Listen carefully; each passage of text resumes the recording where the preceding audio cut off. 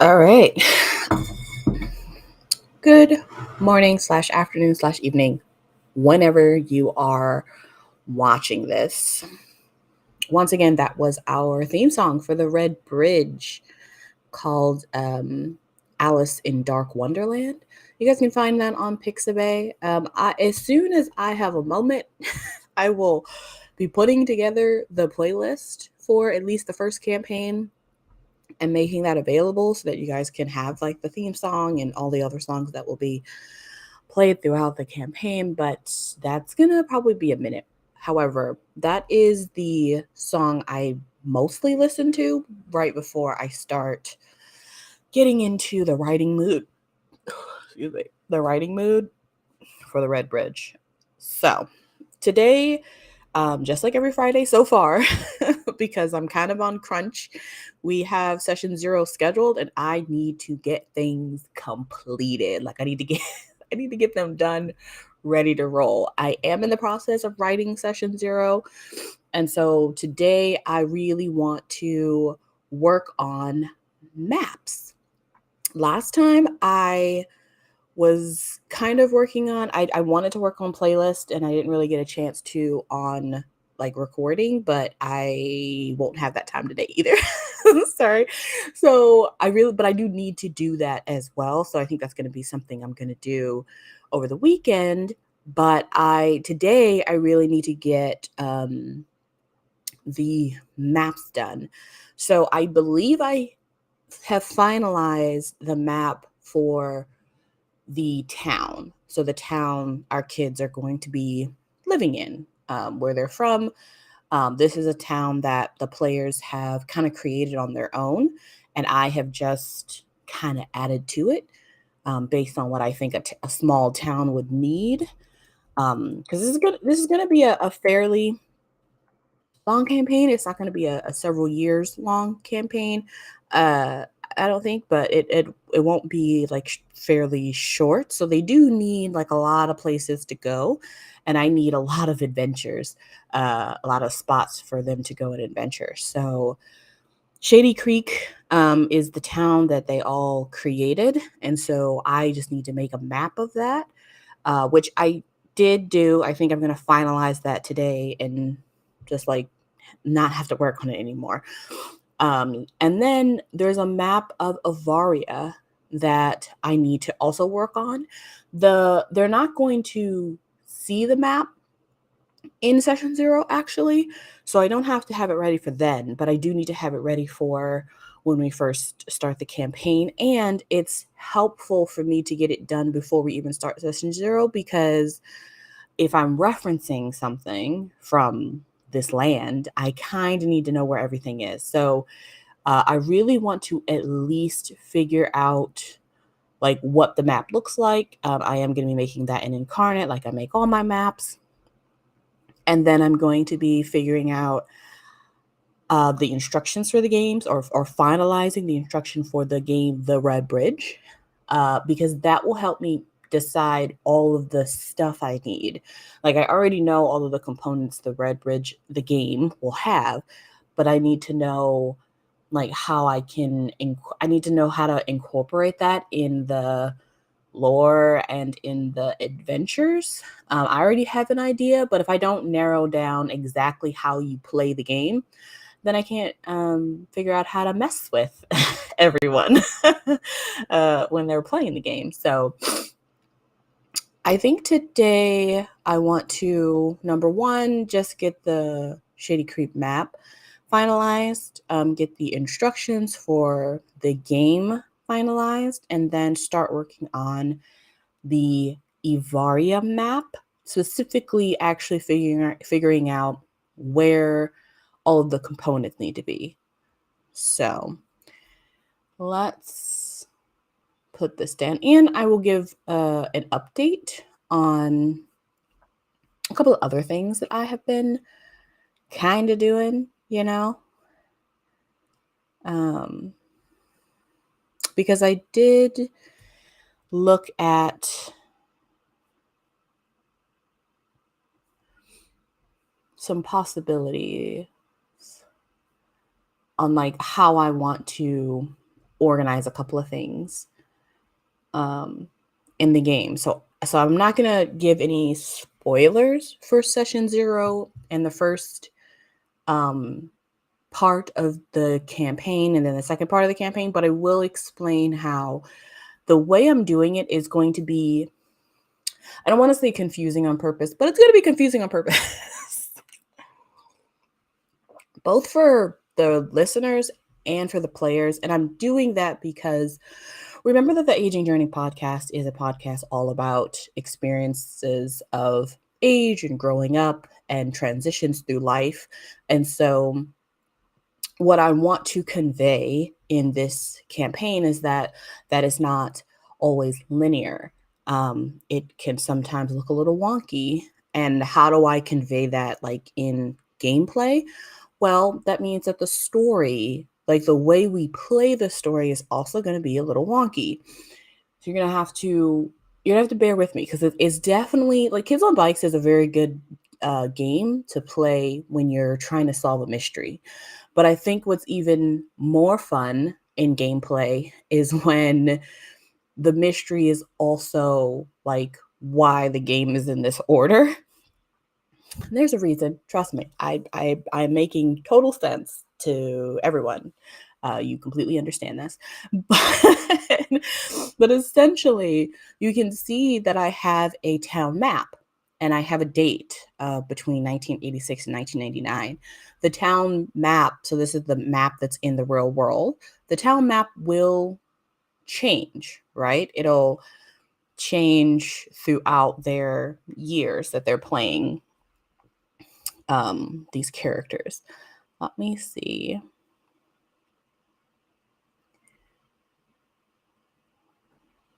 if I can make that bigger.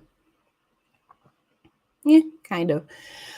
Um, so there were a couple of things that I said in the last video about like not having like a police station and adding a fire station. And so there were a couple of things I wanted to make sure that this town had.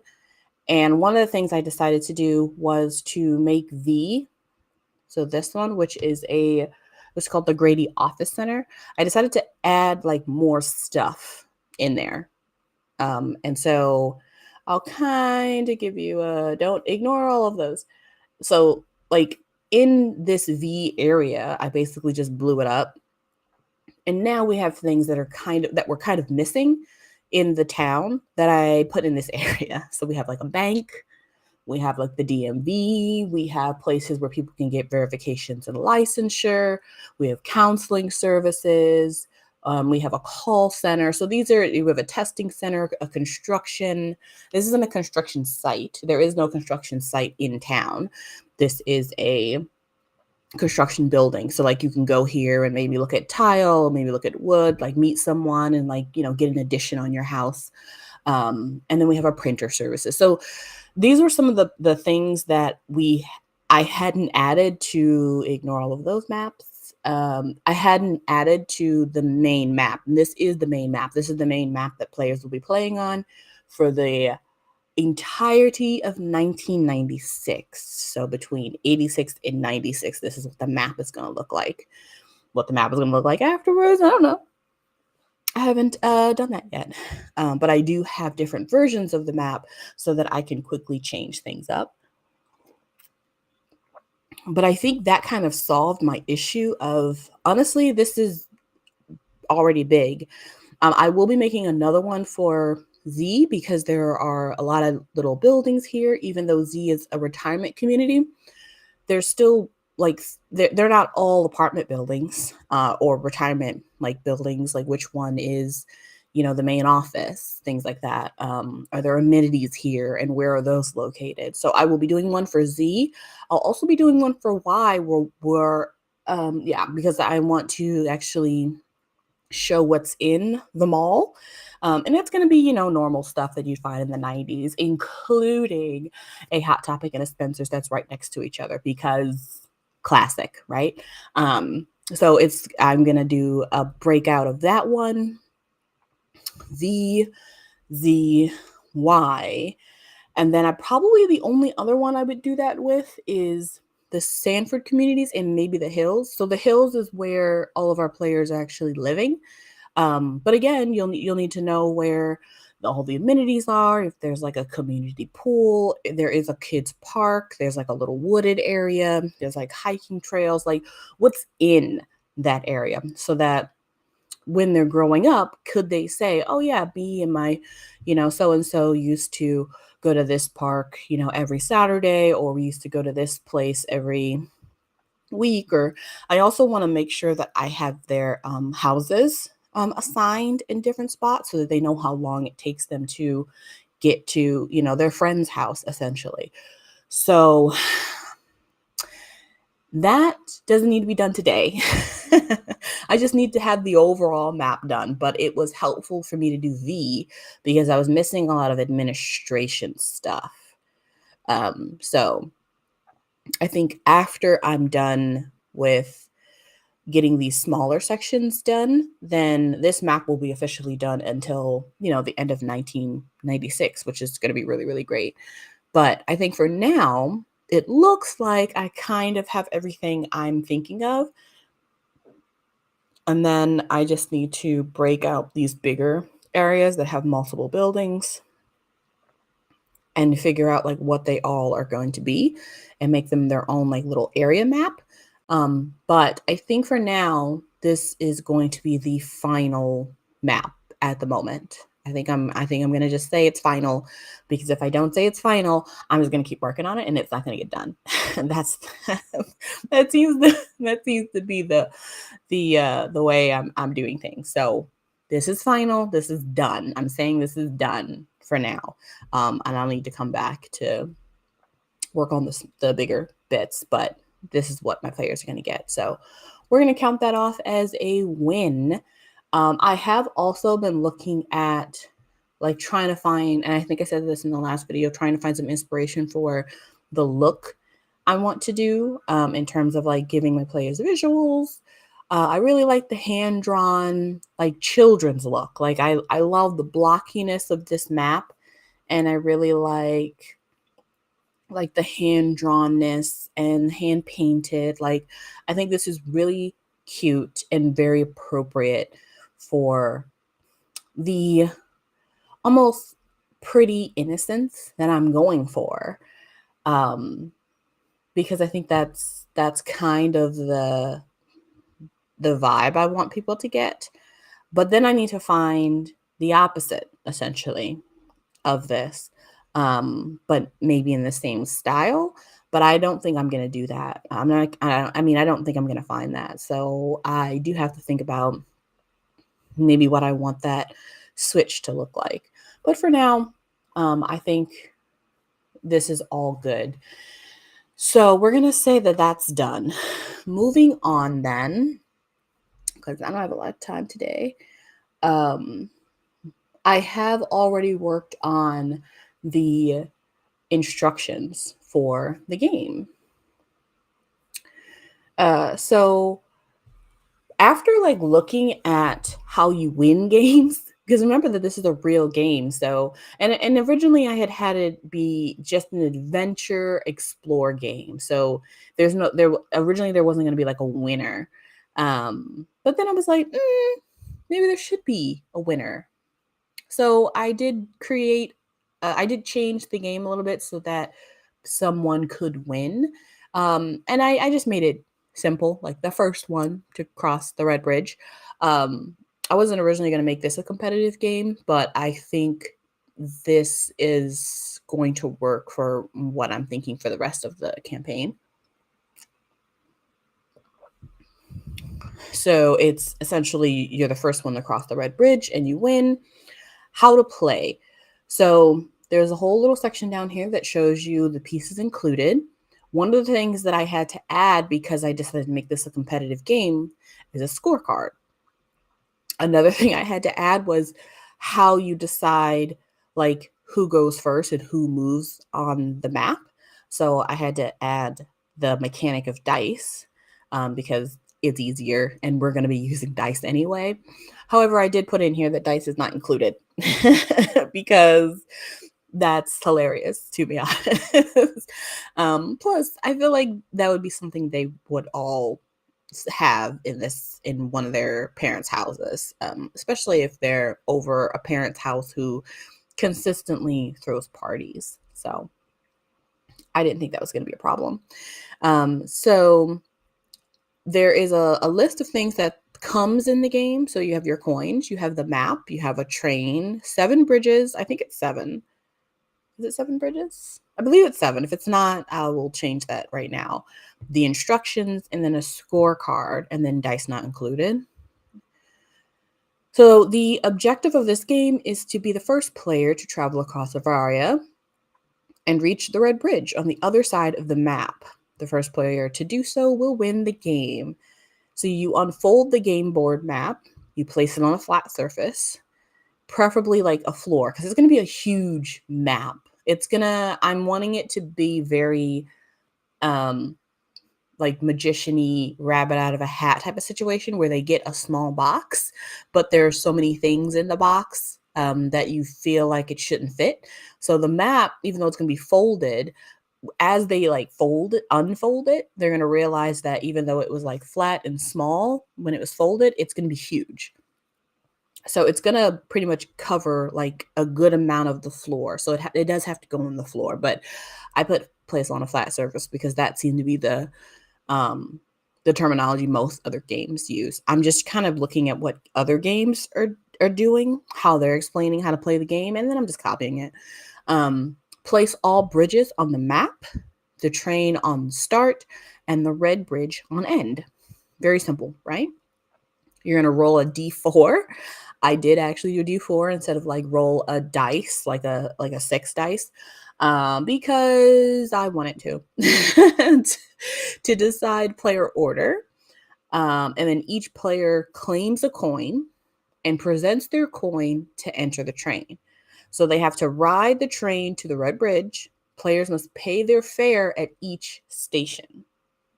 And then the first one to cross the red bridge wins. This is a very simple, fun, hopefully for like small children, fun game of just traveling through an imaginary world on an imaginary steam train. So, you can whistle and move the train on your own. Like this is very much for small children. Like older children probably wouldn't find this game fun. um, and that's the point. What makes it fun and dangerous is that your world of imagination actually turns out to be real. So I think this makes sense. I will show this to some people that help me work on the production of the podcast and make sure that this all makes sense for essentially the adult of a 4-year-old or a 5-year-old child.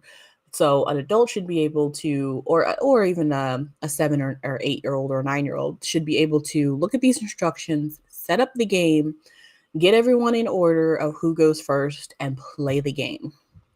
This should be like a set it up and go type of situation. The only thing that's really small in here, even though I don't think a choking hazard would be that big of an issue, would be the D4. Everything else is pretty large. The coins are fake coins, so they're large coins. Like you can hold it in your hand, you wouldn't lose it. And the train is, a toy train. The bridges are toys. So the only thing that would be really tiny is the D4. But that's not included. So they don't have to put they don't have to put a sign that says that there are any choking hazards.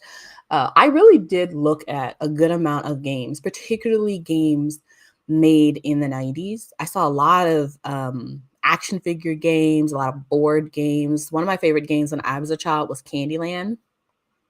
Man, I tore that game up. I used to play that so much, and now I can't even remember what that game is about.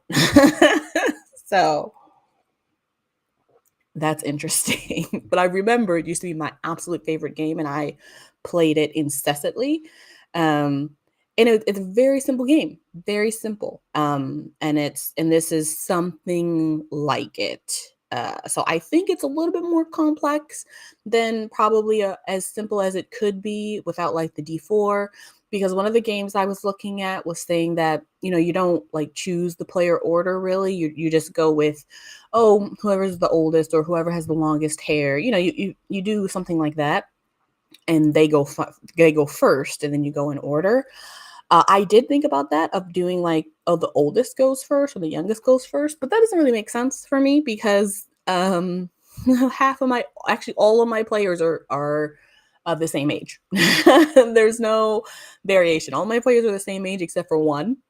So it didn't really make any sense to do age. And I didn't really like any of the other suggestions of like hair length or something else. I could have had them all like maybe pick a color. I don't know. I could have done something else, but I decided to do a dice because it was easier. So I think I'm going to stick with the dice. But all in all, this was really easy to create. This background is just a template. I really didn't change much. I just kind of kept it as is and then made changes accordingly.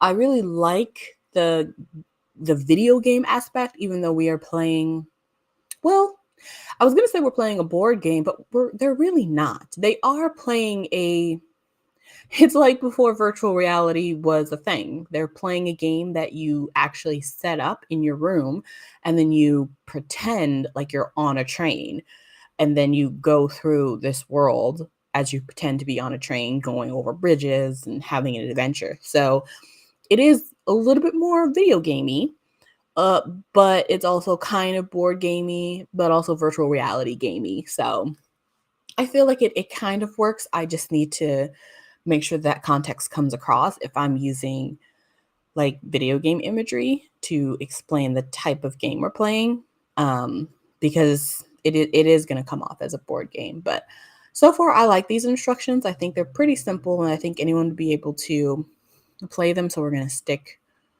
with them for now. So that's two things down. I have finalized the map and I have finalized the instructions for now. No, I have finalized the instructions because if I don't finalize these things, they're not going to get done. And I need to move on. I have other things I need to do. So we're going to finalize the instructions and we're finalizing the map. So that's it. That's done. That's great. That's great for me because I need to move on to something that I really need to work on, which I haven't worked on yet, which is the map.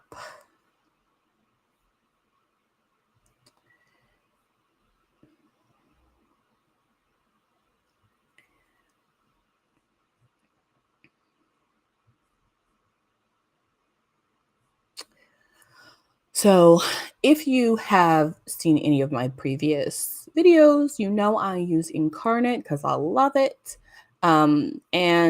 It's no difference this time. I need to create a map of Avaria, but it's going to be um, kind of a twofold map in terms of what I need it to do.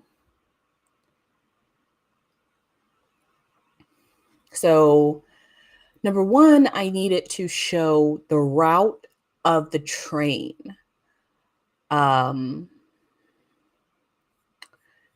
and then number two, I need it to show like the world. So I need it to show all of the places they are able to go to both on the train and also on the like off the train. So I want this to be a whole, it is a world, but it's a world in terms of the train, if that makes sense. Like, how do I explain this? Like, Avaria is a world that only exists in the game. That means that even though there may be more of it, like on the other side of these mountains, um, you're not going to experience them because the world is only contained within where the train sits because it's a game. Would they be able to like, break the fourth wall and go beyond the game? No, because I had to create rules for like the game inside of the game. I had to create rules for the Red Bridge that like can't facilitate too much cheating.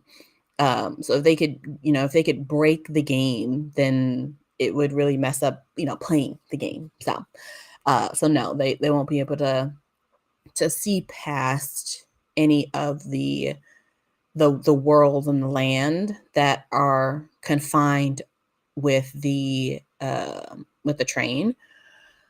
So I need to figure out the route of the train or the train tracks, really, because there needs to be one station for every train, which means they need to have their coins available for every train. And then there needs to be a bridge that I think I want to be I want it to be maybe after the station or right before the station. That I don't know. Right now I'm just trying to create Avaria. I'm trying to figure out like what I want it to look like. This is not my 100% creation. I do. I do have maps where I have started from scratch, but this is not one of them because it's wasn't necessary. I just needed a fairly empty landscape that already had different ranges in it or different like areas. And then I'm just going to change it to make it look the way that I have in my brain of what a Avaria would look like. And originally, I don't even think I had water in it. So now it does.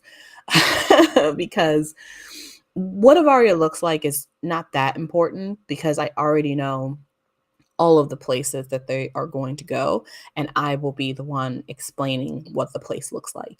This is just really going to be a map that helps them know where they are at that moment, what station they're at, like what things they're near, so that they can plan out their adventure. So, oh my gosh. So I did start working on it the other day, and I have these little buildings. These are just dwarven buildings that I am making them into the train station. And there should be 1, 2, 3, 4, 5, 6. Yeah, there should be 6 because there are 7 bridges. So there are 7 bridges, including the red bridge. So there should be 6 bridges that I need to put on the map when I'm done. Once I have finished the background, so like what this world is going to kind of look like, then I need to put on top the train and embed that in the world. And then I need to put the bridges. So the bridges will be the last thing on here because I need to figure out how I want the world to look first. So what I've been doing so far is just kind of changing around the landscape, figuring out what type of like cool fauna I want around here.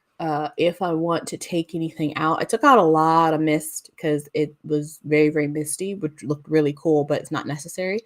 I also need to make sure that as I'm changing things, I'm designating the stations based on where I want them to go.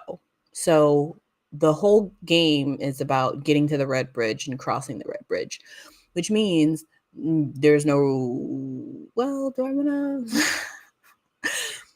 I think I almost did a spoiler there. Well, is it a spoiler? I would hope you would assume that it's going to be difficult to get to the red bridge. That's the whole point of the game.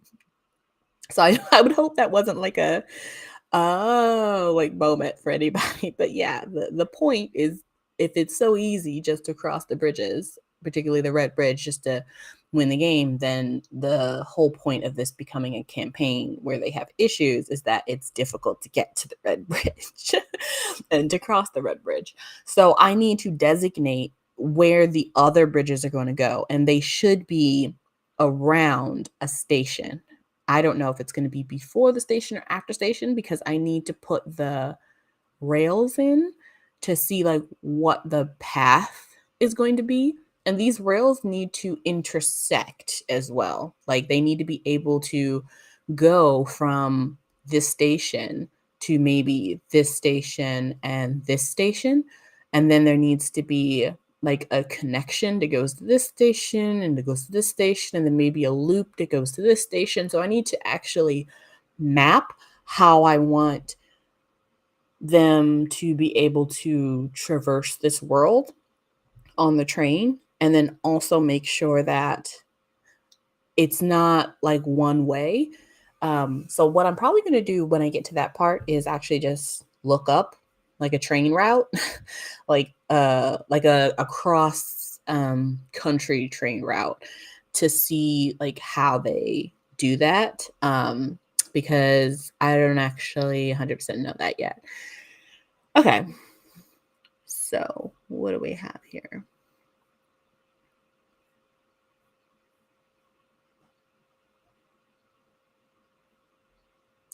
So I have been adding some color, just a little bit of like fauna and flora.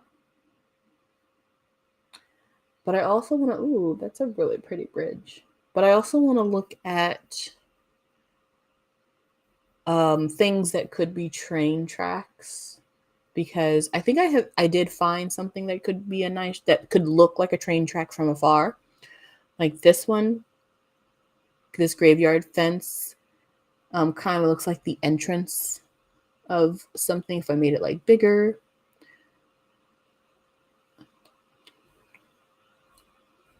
This is a wall, but the wall stairs. They have a lot of bridges, but these bridges aren't colored. So I haven't yet figured out how I'm going to put a colored bridge, like the yellow bridge and the red bridge. I haven't decided how I'm going to actually put color bridges on here. I might just import them. And then I didn't put these mountains on here. I think they look fine, but perhaps I might change some of the mountains to be more of like a mesa.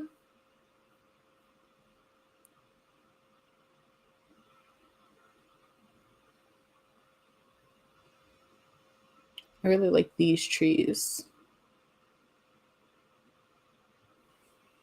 Oh, they're huge.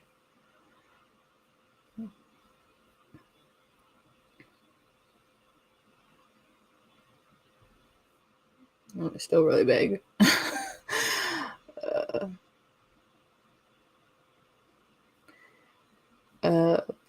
Even smaller, I think.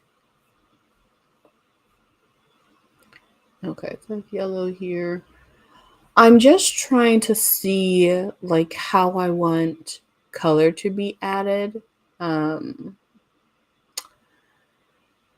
what I usually do, just to give some context to what I'm doing right now, what I usually do is I will just spam this. I'll just I'll just do this in the general area.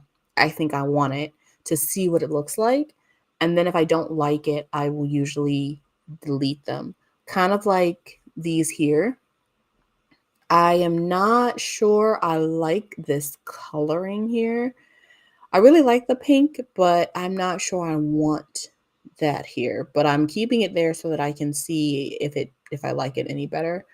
This kind of like purple on either side here, I really like that. And then over here we just have like some glowing iridescent kind of cerulean blue here. I really, really like that. I think that gives kind of a beautiful eeriness to this area. So I'm thinking I just want a little bit more of that, particularly back in here in this fog area, because this is going to be the swamp area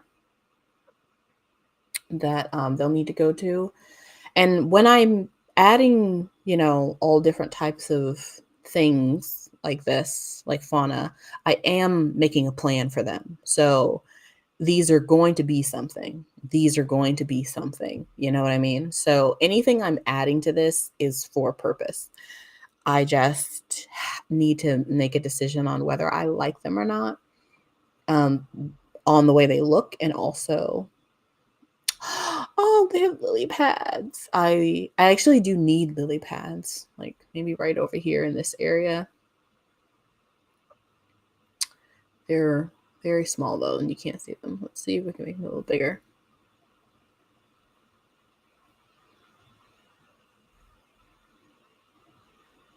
Oh, that's so cute. Oh my gosh. I actually really love that. Look at that.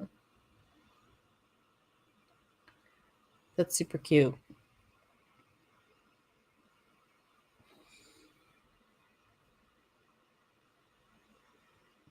Okay. I'm gonna need to change the sizes of some of those, but I really think that's adorable. Okay. So this is essentially what I do for, like an hour. I'll usually work on a map for a short amount of time and then move on, because after you work on it for so long, just putting stuff in, this is not refining. This is just adding stuff that I think is cool. And then really going through the different things in the sections and seeing what I want to add and where I want to add them. Um, but I think right now I need to just kind of make some decisions because I need to move along here. which is I think I do like the lily pads here because this is going to be the swamp. I do love these. I don't think I'm a fan of these, to be honest. I've had them here since I started working on this, and I don't know. Maybe there's too many. Maybe I could just have like a few, you know?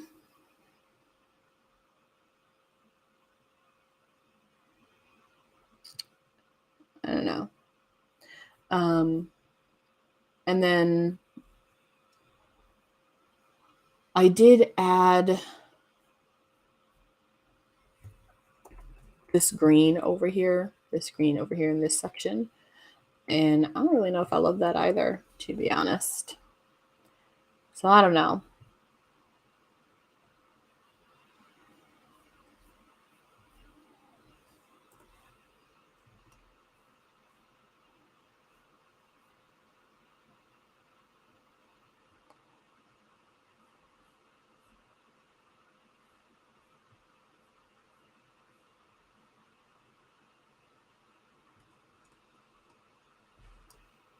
I'm just going to thin out these flowers just a little bit to see if I like them better thinned.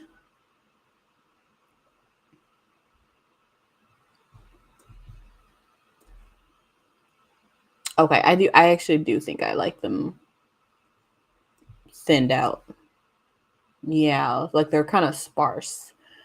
I was going to have this kind of like a, like a whole section that has these types of flowers, but as I look at them in this way, I'm not actually a fan of the way that they're looking on the map. So I think a little bit more sparse makes more sense. Yeah. And then I think I also want to make them probably maybe a little smaller. I don't know. Because I don't want them to be too small.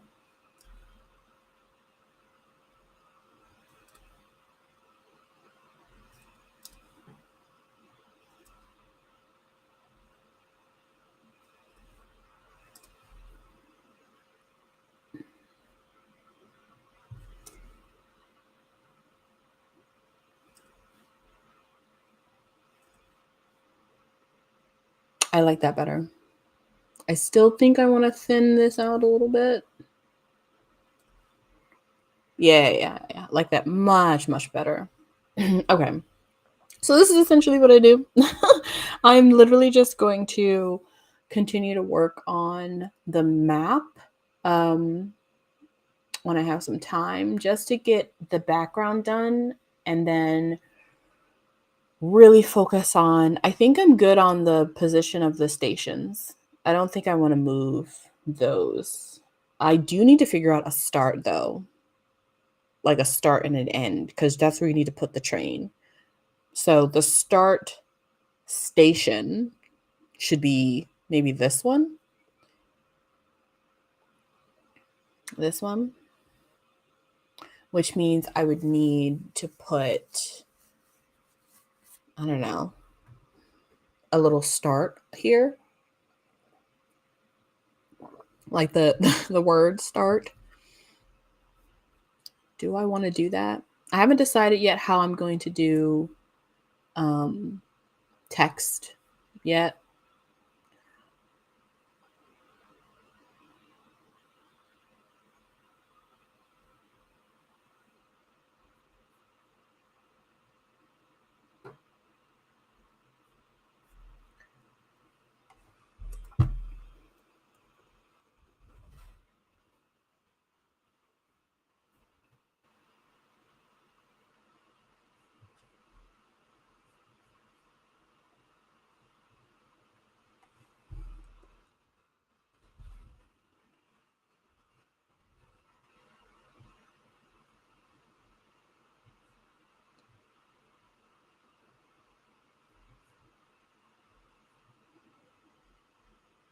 I mean, that's very clear.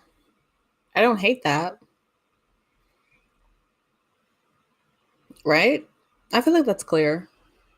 Literally start. This is where you put the train. Remember that this should be a map that you unfold and put on a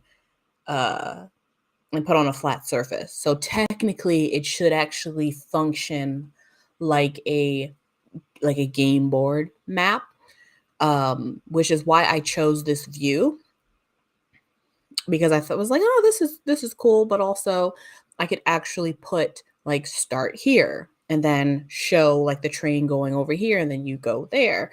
But it looks a little bit more interesting because you actually get to see what the world looks like. So while I want the world to look a little real, I also want it to function. I want this map to function as an actual map. So I think that looks fine, because then you know that you put the train here, and then I'll have to actually create things. And some of these buildings are highly hidden on purpose, because this is supposed to be a world that doesn't have, well, never mind. I need to stop talking. Listen to the podcast when it comes out. You can actually, can I add that on here? Hey, you can actually go and find the podcast on the using the QR code. Right now, we don't have a campaign started, obviously, but this campaign will be on the podcast, so you can listen to it then, and you'll be able to listen to it there. But if you, I'll announce on that as well when we have a video version of it, and it'll be on YouTube so that you can kind of like binge it on YouTube, but also you'll be able to see the same things that the players see. So you'll be able to see like the visuals that I use. You'll be able to see them navigate the map. I haven't decided if I'm going to use Roll20 or Let's Roll, because if you guys know, I prefer Let's Roll. I like that system, but Roll20 is, it allows for some other things. So I haven't decided which one I'm going to use, but that will be the thing that's recorded. And then when you watch it on YouTube, you'll be able to actually see what we're doing. You won't be able to see the players. I think you'll be able to see me, and you'll be able to see the things that I show the players and how they navigate and stuff like that. So, look out for that. That'll be announced once the first season is ready to come out, which I am planning on May, of being that like premiere of the session 0 and the promos and all that jazz. And so, hit the what is it called? Subscribe. Here's my promo. Hit subscribe and the like button to find out more as those come out. I think though that an hour just literally flies by, and I feel like I don't get anything done, which is crazy, because as you can see, I get quite a lot done with just like small little snippets throughout the day. But man, the maps are probably the things that take me the longest. And I really don't want to take a long time, particularly on the Avaria map, because it doesn't matter. It does matter, but it also doesn't matter. I just needed to vaguely look like the place that they are going to be in for literally some of the campaign. What's really most important is Shady Creek, because this is a Kids on Bikes game. They're going to be in the real world, and they're only really going to be coming to Avaria for a few adventures, and then what happens in Avaria is going to highly affect what happens with them in the real world. So I really, and I can do this easily, I really cannot and should not spend too much time on the Avaria map, but it's so easy for me to do to do that. So I really need to bring it back. I need to just, I found a good looking map. I'm making fairly small changes, and then I need to move the hell on. So I need to do a start and an end. Of course, is there going to be an end? I need to make some decisions on how they're going to win the game. Because remember, it's going to be difficult for them to get to the end. So I need to know how they get to the end. And I haven't figured that out yet. So I will have figured that out when I finish writing session 0, but I'm not done writing it yet. So I probably need to do that first. That way I know the route of the train and where the bridges need to go and then how they get to the end. So it's like a big old circle of me not being ready to do things, but needing to do things. We love it. So I think that is all I'm going to do with that at the moment, because I really want to find basically like an overlay to help me plan out the train. And so I'll get an overlay, I'll put the overlay on the map, and then I will plan the train over the overlay, and then I'll delete the overlay. I think that'll be easiest than me trying to figure it out like organically. Yeah, I think that's what I'm going to do next.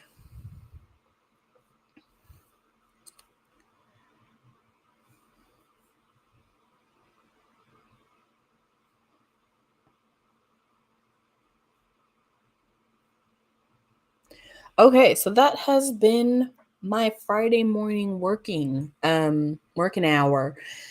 I think I got a lot done in terms of like finally finalizing some things. My next step is going to be finally giving my players some information. They know that I'm working on these things, and I have made, and when we did our one-on-ones, which I don't think I really did like a debrief of our one-on-ones, but essentially, or at least I didn't talk about it on YouTube, but essentially our one-on-ones went deep into their character family, their family culture, what they're hoping to achieve, like as characters, and then we finalize their stats for right now, which will be the stats they're playing with for session 0 and the children's, or when they're children, and then they will be playing with those stats like finalized when the campaign officially begins. So we did all of that. That was really, really great. And so now I am taking all of that information and I am building the session 0 and the campaign out of that info, as well as, of course, incorporating everything that makes Kids on Bikes great, which is the collaborative aspect. Like my players are really able to create this world themselves.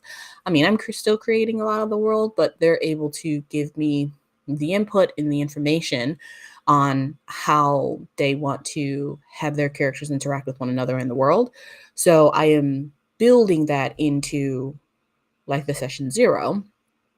So we already did one-on-ones, but this will be kind of like a Q&A, the part 1 for session 1. So session 1 will be, or session 0 will be in 2 parts. It'll be a part 1 and a part 2.